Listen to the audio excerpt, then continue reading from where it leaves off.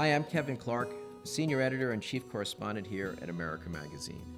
It will hardly be a surprise that Blessed Oscar Romero surrounded himself with Scripture. He used it in his daily prayer life, of course, and despite all the events and problems which swirled around him, he always found time for prayer and Bible study, finding sustenance here perhaps that was essential to his mission.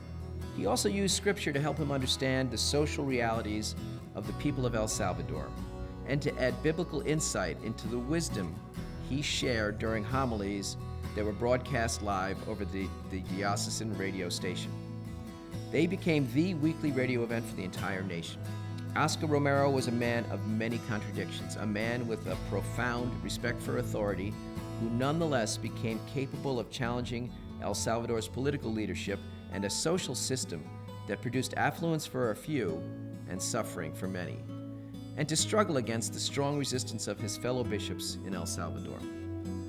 He had great esteem for the teaching authority of the church and the wisdom of his fellow priests, but that did not prevent him from discovering how much he still had to learn about Scripture from some unexpected sources. Monsignor Romero sat on the ground for impromptu Bible study among El Salvador's campesinos. He visited with everyday laborers in parish meeting halls, listening to their interpretation of Scripture and marveling at what he, the esteemed bishop, was learning about the nature of God and faith from the ignored and the oppressed. Yes, he heard the desperate cry of the poor for justice in El Salvador, but more than that, he heard wisdom from the poor, these unexpected prophets that many others simply refused to hear.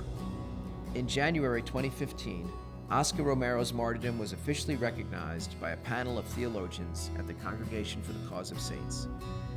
It will probably surprise the people of El Salvador, who long ago informally canonized this saint of Central America, that it took the Vatican 35 years to acknowledge his martyrdom.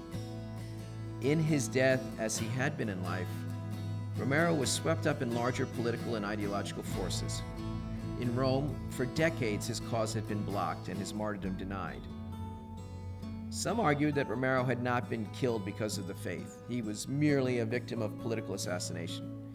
He preached agitation, not the gospel others charged.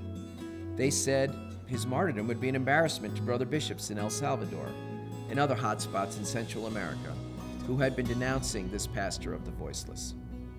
And misgivings with liberation theology at the highest levels in the church was, of course, another significant impediment to Romero's cause. But Romero was not a theologian of that kind of liberation.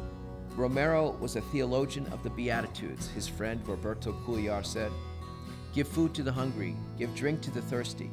What impressed me about him, Cuellar remembered, was his ability to make the Beatitudes real, to defend the rights of the poor and later their human rights as well. It was faith, not revolution, that compelled this small, fearful man to heroic activism for the poor. It was the Beatitudes that gave him courage to believe his course was the right one, when many others in Washington, San Salvador, and in Rome had turned against him. Indeed, Oscar Romero was killed in odium fide, in hatred of the faith, dying a martyr's death, not because he was shot through the heart while saying Mass, but because he dared to make real the gospel demands for dignity and justice on behalf of the defenseless and marginalized in El Salvador.